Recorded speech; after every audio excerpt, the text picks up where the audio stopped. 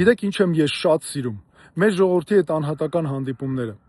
Այսօր Չարենցավանում գրասենյակ բացելուց հետո մի քանի թիմակիցներով եկել ենք Գեղարքունիք,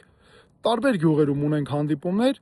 ու այդ հանդիպումները ես իրոք շատ եմ սիրում, եւ դրանք ինձ շատ են ոգևորում։ Նախ, որ մեր ժողովուրդը իրոք երևում է անտարբեր չի մեր երկրի ապագայի նկատմամբ, եւ մեր ժողովուրդը նաև շատ խելացի է, գիտեք, այնքան խելացի լուծումներ են առաջարկում։ Նստում ենք, ամենատարբեր խնդիրները քննարկում ենք, պարզ, անկեղծ, լուծումներ են խելացի առաջարկում,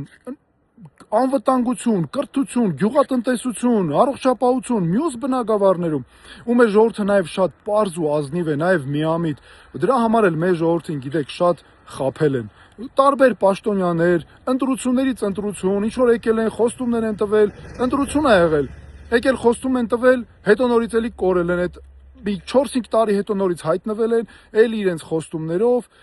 դրա համար այս ամեն ինչով մեր ժողովուրդը իրոք